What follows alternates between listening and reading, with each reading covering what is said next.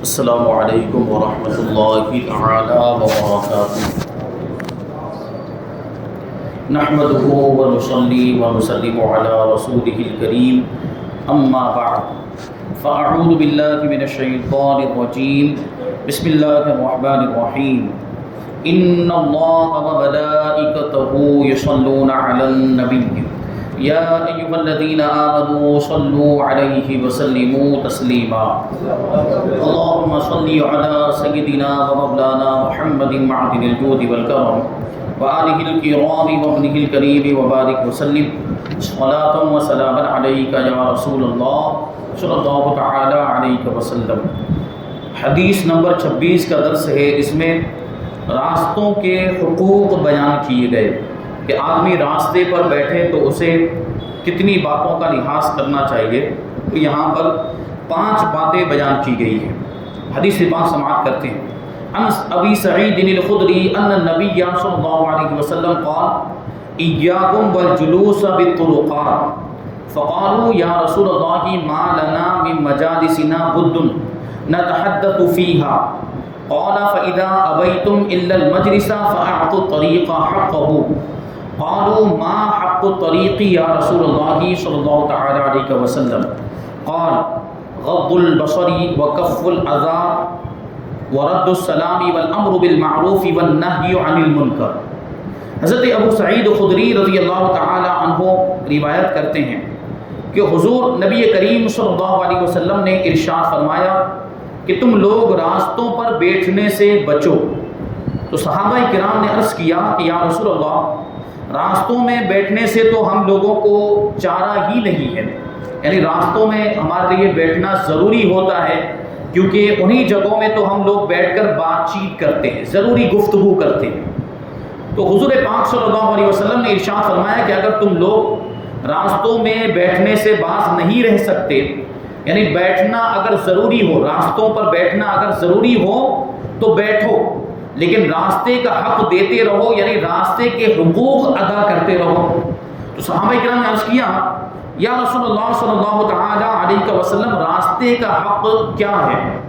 تو ارشاد فرمایا نمبر 1 نیچی نگاہ رکھنا، یعنی غیر محرموں کو، اجنبی عورتوں کو نہ دیکھنا، بد نگاہی نہ کرنا، یعنی حیا کا معاملہ اب اس کو ملحوظ رکھنا۔ نمبر 2 کسی کو ایذا نہ دینا، کسی کو تکلیف نہ دینا، بلکہ راستے میں اگر کوئی تکلیف پہنچانے والی چیز ہو تو اس کو دور کر دینا۔ اور نمبر 3 لوگوں کے سلام کا جواب دینا۔ راستے میں آپ بیٹھیں تو گزرنے والے آپ کو سلام کریں گے تو آپ پر لازم اور ضروری ہے کہ آپ ان کے سلام کا جواب دیں جبکہ وہ مسلمان ہو۔ اور نمبر 4 اچھی باتوں کا حکم دینا۔ نمبر 5 بری باتوں سے منع کرنا۔ یہ راستے کے 5 حقوق اس حدیث پاک کے اندر بیان کیے گئے کہ اگر کوئی راستوں پر بیٹھتا ہے تو اس کو ان 5 چیزوں کا لحاظ رکھنا چاہیے۔ لیکن ہم اور آپ دیکھیں کہ آج کل جو لوگ راستوں پر بیٹھتے ہیں، جو نکڑ پر بیٹھتے ہیں، گلی کے ناکے پر بیٹھتے ہیں یا گلی کے کنارے پر، راستے کے کنارے پر بیٹھتے ہیں، وہ کیا کرتے ہیں اور ان کے معاملات کیا ہوتے ہیں؟ کتنی برائی کے معاملات ان کے وہاں پر ہوتے ہیں۔ وہاں بیٹھنے کا مقصد ہی یہ ہوتا ہے کہ یہاں سے خواتین گزرے گی، یہاں سے دوشیزائیں لڑکیاں گزرے گی تو ان کو دیکھا جائے، یا وہ بد نگاہی کا معاملہ ہوتا ہے، یا جو ہے کہ کسی کو تکلیف پہنچائی جاتی، کوئی اگر عیب والا آدمی وہاں سے گزر جائے، کسی کے اندر کوئی کمی ہے، کوئی لنگڑا ہے، کوئی لولا ہے، تو اس کے اس عیب کو، اس کمی کو بیان کر کے اس کو چڑھایا جاتا ہے۔ یہ دیکھتے ہیں ہم لوگ، یہ سب ہوتا ہے راستوں پر بیٹھ کر، لوگوں کو تکلیف پہنچائی جاتی ہے، لوگوں کو ایذا دی جاتی ہے، اور کبھی تو ایسا ہوتا ہے کہ پورا راستہ ہی گھیر لیا جاتا ہے، راستے کو بند کر دیا جاتا ہے، جس کی وجہ سے گزرنے والوں کو تکلیف ہوتی۔ یہ بھی غلط بات ہے۔ یہ عام طور پر جو شادیوں میں ہوتا ہے نا، اگرچہ وہ اجازت لے کر کرتے ہوں، جبکہ اجازت کے بھی معاملات ایسے ہوتے نہیں ہیں کہ پولیس اسٹیشن سے اجازت لے کر آئے ہوں، ایسے ہی وہ پورا راستہ روک لیتے ہیں، اس کی وجہ سے بھی گزرنے والوں کو تکلیف ہوتی ہے۔ تو اس کا بھی لحاظ کرنا چاہیے، اگر منڈپ بنایا جائے تو راستہ چھوڑا جائے کہ لوگ گزر سکے، وہاں سے لوگوں کے گزرنے والوں کا لحاظ کرنا چاہیے۔ تو یہ سب ہو رہا ہے راستوں پر۔ تو نبی پاک صلی اللہ علیہ وسلم نے اس کو پہلے ہی بیان کر دیا تھا کہ راستوں پر نہیں بیٹھنا چاہیے، راستوں پر بیٹھنے سے بچنا چاہیے، گلی کے کنارے پر، ناکے پر، نکڑ پر بیٹھنے سے بچنا چاہیے، کیونکہ آدمی وہاں بیٹھے گا تو ظاہر سی بات ہے گناہوں سے بچنا مشکل ہے، نکڑ پر بیٹھ کر گناہوں سے بچنا بڑا مشکل ہے، اس میں بہت ساری خرابیاں پائی جاتی ہیں، لیکن اگر کوئی بیٹھتا ہے کسی ضرورت کی وجہ سے تو ان 5 چیزوں کو اس کو پیش نظر رکھنا چاہیے۔ علامہ قسطلانی رحمۃ اللہ تعالی علیہ نے فرمایا کہ حضور پاک صلی اللہ علیہ وسلم کا یہ حکم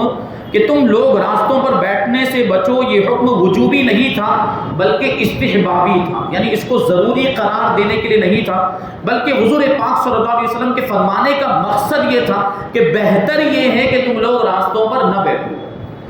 کیونکہ اگر یہ حکم وجوبی ہوتا، یعنی اس پر عمل کرنا اگر ضروری ہوتا، تو صحابہ کرام اس کے جواب میں ہرگز کبھی یہ نہ کہتے کہ ہمارے لیے تو راستوں پر بیٹھنے سے چارہ ہی نہیں، یعنی ہمیں راستوں پر بیٹھنا ضروری ہوتا ہے۔ اگر وہ حکم وجوبی ہوتا تو صحابہ کرام خاموش رہتے اور اس پر عمل کرتے، یعنی راستوں پر بیٹھنا بند کر دیتے، لیکن صحابہ کرام حضور پاک صلی اللہ علیہ وسلم کے مزاج سے واقف تھے کہ حضور پاک صلی اللہ علیہ وسلم کب حکم دیتے ہیں تو وہ وجوبی ہوتا ہے، اور کون سا حکم حضور پاک صلی اللہ علیہ وسلم کا استحبابی ہوتا ہے، یہ صحابہ کرام سے بہتر کون جان سکتا ہے۔ تو صحابہ کرام نے اس بات کو جان لیا تھا کہ حضور پاک صلی اللہ علیہ وسلم نے یہ جو راستوں پر بیٹھنے سے منع فرمایا ہے، تو یہ نہ بیٹھنا کوئی واجب نہیں ہے، ضروری نہیں ہے، بلکہ مستحب ہے، یعنی بہتر ہے کہ راستوں پر نہ بیٹھا جائے، مستحب ہے کہ راستوں پر آدمی بیٹھنے سے بچے۔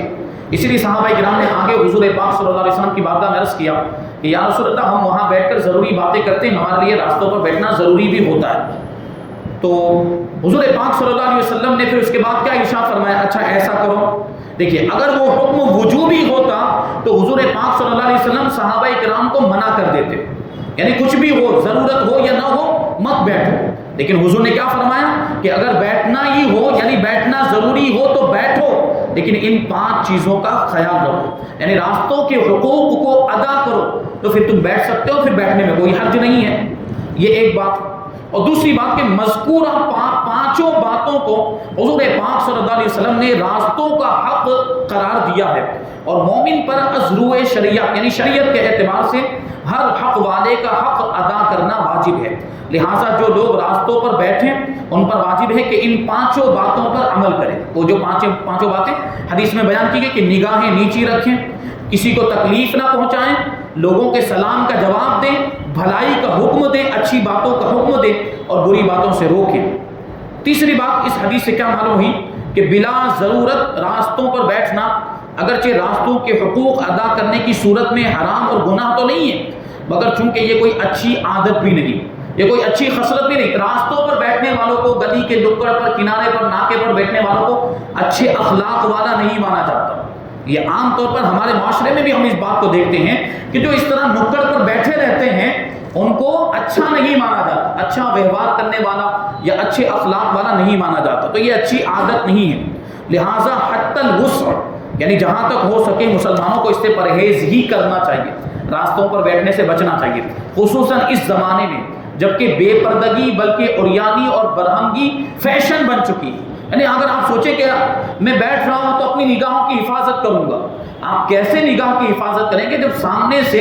یہ ایسے کپڑے پہن کر خواتین گزرے گی جو بالکل عریانی والے کپڑے ہیں اور بالکل بے پردگی والے کپڑے ہیں، تو آدمی پھر اپنے آپ کو کیسے بچائے گا؟ پھر اس وقت نفس کا بھی معاملہ، شیطان کا بھی معاملہ ہے، تو ایسی جگہ پر جانا ہی نہ چاہیے کہ جہاں پر گناہ میں مبتلا ہونے کا اندیشہ ہو۔ خواتین کیسے کیسے لباس پہننے لگ گئی ہیں، آپ کو معلوم ہے آپ کی نگاہوں کے سامنے، اور پردہ تو رخصت ہی ہو چکا ہے ہمارے معاشرے سے۔ اللہ تبارک و تعالی ہماری ماؤں بہنوں کو حضرت بی بی فاطمہ رضی اللہ تعالی عنہا کے صدقے میں پورا شریعت کے مطابق پردہ کرنے کی توفیق عطا فرمائے، اپنی عزت کی حفاظت کرنے کی توفیق عطا فرمائے۔ سڑکوں اور راستوں پر لوگوں کا بیٹھنا بہت سے مفاسد اور برائیوں کا پیش خیمہ ہوتا ہے، یعنی اس کی وجہ سے بہت سی برائیاں جنم لیتی ہے، لہٰذا اس سے خاص طور پر پرہیز کرنا چاہیے۔ نمبر 4، راستوں کے 5 حقوق کی کچھ تفصیل بیان کرتے ہیں۔ پہلے نمبر پر ہے نگاہوں کو نیچی رکھنا، چونکہ راستوں پر عورتیں اور مرد بھی گزریں گے، اس لیے بیٹھنے والوں پر ازروع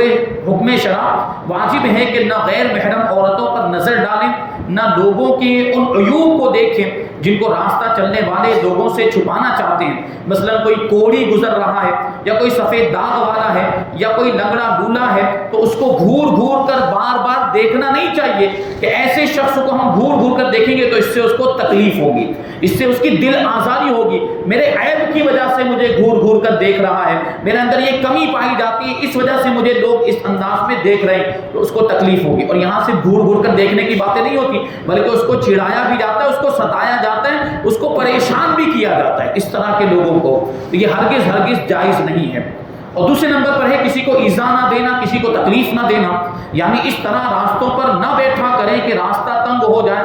اور گزرنے والوں کو تکلیف پہنچے۔ یوں ہی راستہ چلنے والوں کا مذاق بھی نہ اڑائیں، راستہ چلنے والوں کی تحقیر اور عیب جوئی بھی نہ کریں۔ کوئی گزر رہا ہے تو اس کے عیب تلاش کریں اور اس کے عیب بیان کرنے لگ جائیں، اور سفر کرنے والوں کی جاسوسی بھی نہ کریں کہ کون کون کہاں کہاں سے آ رہا ہے، وہ کہاں کہاں جا رہا ہے اور کس انداز میں چل رہا ہے اور کیا سامان اس کے پاس ہے۔ یہ ساری چیزیں لوگ وہاں بیٹھتے ہیں تو یہ سب فیل کرتے رہتے ہیں کہ یہ کہاں سے آ رہا ہے، کہاں جا رہا ہے، اس کی جاسوسی کرتے۔ بھائی جاسوسی کرنے کی بھی اجازت نہیں ہے، کسی کے عیب تلاش کرنا، کسی کی برائیاں اور کسی کی کمیاں خامیاں ڈھونڈنا یہ بہت بڑا گناہ ہے۔ اللہ تبارک و تعالیٰ نے قرآن مجید میں اس سے منع فرمایا ہے۔ تو یہ دیکھا جاتا ہے کہ کون آ رہا ہے، کہاں سے آ رہا ہے، کہاں جا رہا ہے اور کیوں جا رہا ہے، کیا مقصد ہے، یہ سب چیزیں۔ غرض راستوں پر بیٹھنے والے اپنے کسی قول و فعل سے گزرنے والوں کو تکلیف اور ایذا نہ پہنچائیں۔ تیسری بات کہ ہر گزرنے والے کا سلام کا جواب دیتے رہیں، یعنی جو گزرنے والا مسلمان آپ کے سامنے سے گزرے اور آپ کو سلام کرے تو آپ اس کے سلام کا جواب دیں۔ چوتھی بات، راستہ چلنے والوں کو اچھی باتیں بتاتے رہیں، یعنی نیک باتیں بتاتے رہیں۔ کوئی مسئلہ بتا دیا، کوئی دین کی بات بتا دی، کوئی گزر رہا تھا تو گزرتے ہوئے اس کو کوئی حدیث سنا دی یا قرآن کی کوئی آیت کریمہ سنا دی، تو یہ اچھی باتیں ہیں۔ اور اس کے علاوہ بھی اچھی باتیں کیا ہو سکتی ہیں کہ آگے راستے میں کوئی خطرہ ہو تو اس کو بتایا جائے کہ بھائی آپ یہاں سے جا تو رہے ہو لیکن آگے دیکھنا وہ فلاں دشمن بیٹھا ہوا ہے، آپ وہاں سے جائیں گے، یا فلاں موذی جانور، تکلیف پہنچانے والا جانور وہاں پر، یہاں سے جا رہے ہیں، اس راستے میں سانپ بڑے ہوتے ہیں اور آپ یہ جنگل کے راستے سے جائیں گے تو وہاں کو شیر بھی ہوتے ہیں۔ تو یہ ساری چیزیں آپ بیٹھے ہوئے ہیں تو خیر خواہی کریں گزرنے والوں کی اور ان کو یہ سب بتائیں، یا یہ بتائیں کہ آپ اس راستے سے جا رہے ہیں، یہ راستہ آپ کے لیے مناسب نہیں، یہ تو لمبا راستہ ہے، یہ والا راستہ لے لیجئے، یہ شارٹ کٹ ہے۔ تو یہ سب چیزیں یہ راستے کے حقوق میں آتی ہیں۔ یا راستے میں کوئی چیز رکاوٹ ہو تو اس راستہ چلنے والے کو اس سے بھی آگاہ کر دیں۔ جیسے کبھی ایسا ہوتا ہے کہ آگے کام چالو ہے، کوئی گاڑی لے کر جا رہا ہے، آگے کام چالو ہے، وہاں راستہ بند ہے، وہ ادھر سے جائے گا تو پھر اس کو پلٹ کے واپس یہاں آنا پڑے گا، اس کو تکلیف ہوگی۔ تو یہ جو یہاں بیٹھا ہوا ہے نا جو راستے پر، اس پر اب یہ ذمہ داری ہے راستے پر بیٹھنے کی وجہ سے کہ وہ گزرنے والوں کو بتائے کہ یہاں سے مت جائیے، آگے راستہ بند ہے، آگے کام چالو ہے یا شادی کا منڈپ بنا ہوا ہے یا کچھ اور مسئلہ ہے، تو اس کو آسانی ہو جائے گی، وہاں نہیں جائے گا، دوسرا راستہ اختیار کرے گا۔ تو یہ بھی ذمہ داری ہے۔ اور پھر ایک بہت اہم چیز ہے کہ راستہ بھولنے والوں کو یا ناواقفوں کو راستہ بھی بتائیں، کہ اگر کوئی راستہ بھول گیا، غلطی سے ادھر آ گیا جبکہ اس کو جانا کہیں اور تھا، وہ آپ بتائے گا کہ مجھے وہاں پہنچنا ہے، تو آپ اس کو صحیح راستہ بتائیں۔ اور الحمدللہ اس پر تو ہمارے یہاں پہ بہت اچھے انداز میں عمل کیا جاتا ہے کہ بہت اچھے طریقے سے راستہ بتاتے ہیں پوری تفصیل کے ساتھ کہ آپ یہاں سے جائیں گے، پہلی گلی آئے گی، آپ کو دائیں مڑنا ہے، پھر آگے جا کے بائیں مڑنا ہے، پوری تفصیل بتائیں گے کہ ایسے ایسے ہوگا۔ اور اس کے آگے اگر بتانے کی کوئی صورت نہ ہو تو اتنا کہہ دیا جاتا ہے کہ وہاں جا کر پوچھ لینا تو آپ کو پتہ چل جائے گا کہ پھر کہاں پہنچنا ہے۔ اور کبھی کبھی تو ایسا ہوتا ہے، ہم دیکھتے ہیں لوگوں کو، یہ بہت اچھی چیز ہے، یہ اچھے اخلاق کی علامت ہے۔ کبھی کبھی ایسا ہوتا ہے کہ کسی آدمی سے کسی نے راستہ پوچھا اور وہ ادھر ہی جا رہا ہوتا ہے تو اس کو اپنے ساتھ میں لے کر جاتا ہے، یہ بہت اچھی بات ہے، اپنے ساتھ میں اور وہاں چھوڑ بھی دیتا ہے اس کو، یہ اچھے اخلاق کی علامت ہے، اچھے اخلاق کی نشانی۔ یا کوئی ناواقف ہے، کسی کو راستہ نہیں پتا ہے تو اس کو بھی راستہ بتا دیا جائے، اور راستہ چلنے کے شرعی آداب لوگوں کو بتاتے رہیں اور سکھاتے رہیں کہ خود راستے پر بیٹھے ہوئے تو خود راستے کے آداب کا لحاظ کریں، راستے کے حقوق ادا کریں، اور جو گزر رہا ہے اس کو بھی بتائیں، کیونکہ گزرنے والوں کے لیے بھی لازم ہے کہ وہ بھی نگاہیں نیچے رکھتے ہوئے گزرے، وہ بھی بد نگاہی نہ کرے، وہ بھی راستہ گزرتے وقت کسی کو تکلیف نہ پہنچائے۔ یہ ساری چیزیں ان کو بتاتے رہیں۔ اور پانچویں چیز ہے کہ خلاف شریعت اور بری باتوں سے لوگوں کو منع کرتے رہیں۔ مطلب کیا ہوا، یعنی آپ راستے پر بیٹھے ہوئے اور آپ کے سامنے ہی کوئی غلط کام کر رہا ہے اسی راستے پر، تو اب یہ آپ کی ذمہ داری بنتی ہے کہ آپ اس کو اس غلط کام سے روکیں۔ کوئی ناجائز کام ہو رہا ہے یا کوئی گناہ کا کام ہو رہا ہے یا شریعت کے خلاف کوئی کام ہو رہا ہے تو اب یہ آپ کی ذمہ داری ہے راستے پر بیٹھنے کی وجہ سے کہ آپ اس سے روکیں۔ اس گناہ کو روکنے کی کوشش کریں اپنی طاقت کے مطابق، تاکہ راستہ چلنے والے سفر میں کوئی خلاف شریعت کام نہ کرنے پائے۔ دیکھیے حدیث بہت پیاری باتیں اس کے اندر بتائی گئی راستوں پر بیٹھنے کے تعلق سے۔ اب حدیث نمبر 27 دیکھیں، یہ حضور پاک صلی اللہ علیہ وسلم کے مزار مبارک اور مسجد نبوی صلی اللہ علیہ وسلم، اس میں ایک حصہ ہے حضور پاک صلی اللہ علیہ وسلم کے مزار مبارک، حضور کا جو حجرہ شریف ہے، اور حضور پاک صلی اللہ علیہ وسلم کا منبر شریف مسجد نبوی۔ تو مسجد نبوی کا وہ حصہ جو حضور پاک صلی اللہ علیہ وسلم کے حجرے اور منبر شریف کے درمیان ہے، یہ حصہ بڑا برکت والا حصہ ہے، اور اس کو اس حدیث پاک کے اندر بھی اور دوسرے مقامات پر بھی جنت کا باغ فرمایا گیا کہ یہ جو حصہ ہے وہ جنت کے باغوں میں سے ایک باغ ہے۔ اسی وجہ سے اس حصے کو کیا کہا جاتا ہے؟ ریاض الجنہ کہا جاتا ہے، اور ریاض الجنہ کا مطلب ہی ہوتا ہے جنت کے باغ، تو وہ حصہ جنت کا باغ ہے، اسی کو اس حدیث پاک کے اندر بیان کیا، اس کو ہم سماعت کرتے ہیں۔ عن ابی ہریرہ عن النبی صلی اللہ علیہ وسلم قال ما بین بیتی و منبری روضۃ من ریاض الجنہ و منبری علی حوضی۔ حضرت ابو ہریرہ رضی اللہ تعالیٰ عنہ روایت کرتے ہیں کہ حضور نبی کریم صلی اللہ علیہ وسلم نے فرمایا کہ زمین کا جو حصہ میرے گھر اور میرے منبر کے درمیان ہے وہ جنت کے باغوں میں سے ایک باغ ہے، اور میرا منبر میرے حوض پر ہے۔ حوض سے مراد حوض کوثر۔ تو دیکھیے وہ بات یہاں پر بیان کی گئی ہے، اور ابھی حدیث کی جو تشریح ہے وہ تو آگے ہم سماعت کریں گے، لیکن علماء کرام نے اس بارے میں دو باتیں عرض کی بیان فرمائی ہیں کہ یا تو حقیقت میں وہ جنت کا باغ، یعنی مطلب یہ ہے کہ وہ حصہ واقعی جنت سے لایا گیا، زمین کا وہ جو ٹکڑا ہے وہ واقعی جنت سے لایا گیا ہے اور اس کو لا کر یہاں پر رکھا گیا،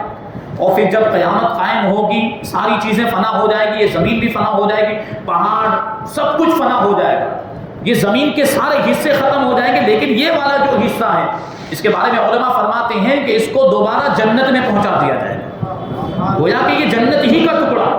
اور بعض علماء نے یہ بیان فرمایا ہے کہ یہاں پر اس کا مجازی معنی مراد ہے، یعنی مطلب یہ ہے کہ یہاں پر اگر کوئی عبادت کرے تو وہ جنت کا حقدار ہو جاتا ہے، وہ جنت میں جانے کا مستحق ہو جاتا ہے، یہاں پر عبادت کرنے کی وجہ سے، یہاں پر نماز پڑھنے کی وجہ سے۔ اسی وجہ سے وہاں پر آپ جائیں گے، اللہ تبارک و تعالیٰ جو جا چکے ہیں ان کو بار بار پھر سے حاضری نصیب فرمائے، اور جو نہیں گئے ہیں ان کو بھی اللہ تبارک و تعالیٰ زندگی میں بار بار وہاں کی حاضری نصیب فرمائے۔ وہ بڑا مقدس مقام ہے، بڑی پیاری جگہ، اس سے بہتر تو کوئی اور جگہ ہو ہی نہیں سکتی، مدینہ منورہ جہاں پہ ہمارے آقا حضور رحمت عالم صلی اللہ علیہ وسلم تشریف فرمائے۔ تو دیکھیے اس یہ مقام پر جو نماز پڑھتے ہیں، اور اب جو ہے کہ اس کے لیے بڑے مسائل پیش آ رہے ہیں، وہاں کی حکومت نے بہت ساری پابندیاں لگا دی ہیں، ورنہ پہلے کیا ہوتا تھا کہ آپ جتنی مرتبہ چاہیں وہاں جا کر آپ نماز پڑھ سکتے تھے، بس یہ کہ تھوڑی لائن لگانی پڑتی تھی، اس میں لائن میں کھڑا رہنا پڑتا تھا، اور نمبر 1 گھنٹے میں یا پونا گھنٹے میں، کبھی آدھا گھنٹے میں، کبھی اس سے بھی جلدی نمبر آ جاتا۔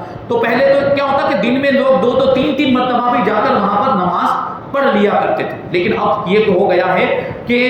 ایک دن میں ایک ہی مرتبہ مشکل سے اجازت ملتی ہے، اور کبھی کبھی تو 5 6 دن میں بھی ایک مرتبہ اجازت ملتی ہے، اور کبھی حال یہ ہوتا ہے کہ پورے سفر میں ایک ہی مرتبہ مشکل سے حاضری ہو پاتی ہے۔ یعنی ہو کیا گیا ہے، اب وہاں گورنمنٹ کی طرف سے آپ کو پرمیشن لینی پڑتی ہے، اب آپ کو اجازت لینی پڑتی ہے ریاض الجنہ میں نماز پڑھنے کی۔ اب دیکھیں وہ حصہ جس کی فضیلت حضور پاک صلی اللہ علیہ وسلم نے بیان فرمائی، اور ابھی اس کی تشریح میں آگے آپ سماعت کریں گے کہ یہ فضیلت حضور نے کیوں بیان فرمائی۔ حضور پاک صلی اللہ علیہ وسلم نے یہ فضیلت اس وجہ سے بیان فرمائی کہ لوگ وہاں پر آنے میں رغبت کریں، یعنی زیادہ سے زیادہ لوگ وہاں پر پہنچیں، وہاں عبادت کریں اور برکتوں کے حقدار بن جائیں، اس فضیلت کے مستحق بن جائیں، لیکن یہ لوگوں کو اس فضیلت سے محروم کیا جا رہا ہے اس انداز میں پابندیاں لگا کر، تو مشکل سے ایک مرتبہ حاضری ہو پاتی یا 2 مرتبہ کچھ لوگ چلے جاتے ہیں، تو یہ حال ہو گیا، زیادہ جو ہے کہ حاضری کا موقع نہیں۔ بہرحال اگر کوئی ایک مرتبہ بھی وہاں پر جا کر عبادت کرتا ہے یا نماز پڑھتا ہے تو وہ بھی اللہ کی رحمتوں کا مستحق ہوتا ہے، اس پر بھی اللہ کی رحمتیں نازل ہوتی ہے، وہ جگہ ہی ایسی ہے، وہ برکت والی جگہ ہے، تو وہ بڑی مبارک جگہ ہے، اور اس میں یہ برکت آئی کہاں سے، غور کرنے کی ضرورت۔ یہ جو مقام ہے حضور پاک صلی اللہ علیہ وسلم، یہ آپ یہ غور کریں، جو نہیں گئے ان کو میں بتاؤں کہ یہ آپ ایسے بیٹھے ہوئے قبلے کی طرف رخ کر کے، تو حضور پاک صلی اللہ علیہ وسلم کا روضہ مبارک اور حضور کا حجرہ شریف آپ کے بائیں جانب ہے، یعنی الٹے ہاتھ کی طرف ہے، اور ادھر بیچ میں منبر ہے، یہ محراب شریف بنی ہوئی ہے، اس میں مصلی ہے، وہاں پر نماز پڑھی جاتی ہے، امام وہاں پر کھڑا ہوتا ہے، تو وہاں سے لے کر حضور پاک صلی اللہ علیہ وسلم کی حجرہ مبارکہ سے لے کر یہ جو نماز پڑھنے کے لیے پڑھانے کے لیے جہاں امام کھڑا ہوتا ہے، یہ حضور پاک صلی اللہ علیہ وسلم کے زمانے سے یہ جو جگہ ہے، اسی جگہ کی یہاں پر بات چل رہی ہے اور گفتگو ہو رہی ہے، اور یہ برکت والی جگہ ہے۔ اور اس کے بارے میں علماء فرماتے کہ اس میں برکت آئی کہاں سے؟ تو کہتے ہیں کہ اس میں برکت اس وجہ سے آئی کہ حضور پاک صلی اللہ علیہ وسلم پانچوں وقت کی نماز میں اپنے حجرہ مبارکہ سے باہر تشریف لاتے، اسی راستے سے اپنے حجرہ مبارک سے، مکان مبارک سے تشریف لاتے، اور اسی جگہ پر، اسی زمین کے حصے پر چلتے ہوئے یہ مصلی پر تشریف لاتے تھے۔ تو یہ حضور کے قدموں کی برکت ہے۔ حضور پاک صلی اللہ علیہ وسلم نماز کے لیے آتے، پھر نماز سے فارغ ہونے کے بعد واپس تشریف لے جاتے، یعنی دن میں 10 مرتبہ حضور کا آنا جانا ہوتا تھا۔ تو اس حصے پر کثرت کے ساتھ حضور پاک صلی اللہ علیہ وسلم کے قدم مبارک لگے ہیں۔ تو یہ حضور کے قدم مبارک لگنے کی وجہ سے یہ برکت اس میں آ گئی کہ اس کو جنت کا ٹکڑا کہہ دیا گیا اور اس کو جنت کا باغ بنا دیا گیا کہ اب جو وہاں پر عبادت کرے تو اس پر اللہ کی رحمتیں نازل ہوتی، اب جو وہاں پر عبادت کرے تو ایمان کی شرط کے ساتھ وہ جنت کا حقدار بن جائے، اب جو وہاں پر اگر کوئی نماز پڑھے تو وہ ایسا ہے گویا کہ اس نے جنت میں نماز پڑھی۔ تو یہ فضیلت حضور کے قدموں کی برکت سے۔ تو سوچیں کہ یہاں تو حضور کے قدم لگے ہیں، حضور کے قدم لگنے کی وجہ سے یہ جگہ جنت کا باغ بن گئی۔ تو جہاں پر حضور پاک صلی اللہ علیہ وسلم کا جسم مبارک موجود ہے، یعنی زمین کا وہ حصہ جس حصے سے نبی پاک صلی اللہ علیہ وسلم کا جسم مبارک لگا ہوا ہے، ٹچ ہے، مس ہے، اس حصے کا عالم کیا ہوگا؟ جب یہ حصہ قدم لگنے کی وجہ سے جنت کا باغ بن گیا، اسی وجہ سے علماء فرماتے ہیں کہ زمین کا وہ حصہ جس سے نبی پاک صلی اللہ علیہ وسلم کا جسم مبارک لگا ہوا ہے، وہ ساتوں آسمان تو کیا بلکہ عرش الہی سے بھی افضل ہے وہ حصہ، کیونکہ حضور پاک صلی اللہ علیہ وسلم کا جسم مبارک، ساری برکتیں حضور کے وجود کی وجہ سے، حضور کے جسم مبارک کی وجہ سے، اور وہی جسم مبارک وہاں پر موجود ہے۔ تو یہ بات ہے، اور اس حدیث پاک کے اندر یہ جو حصہ ہے اس کے بارے میں اور باتیں انشاءاللہ تبارک و تعالی ہم آئندہ درس میں شامل کریں گے۔ اللہ تبارک و تعالیٰ کی بارگاہ میں دعا ہے کہ جو کچھ بھی بیان ہوا اس پر ہم سب کو عمل کرنے کی توفیق عطا فرمائے۔ حضور پاک صلی اللہ علیہ وسلم کے ارشادات، آپ کی حدیثوں پر اور آپ کی سنتوں پر ہم سب کو عمل کرنے کی توفیق عطا فرمائے۔ وما علینا الا البلاغ۔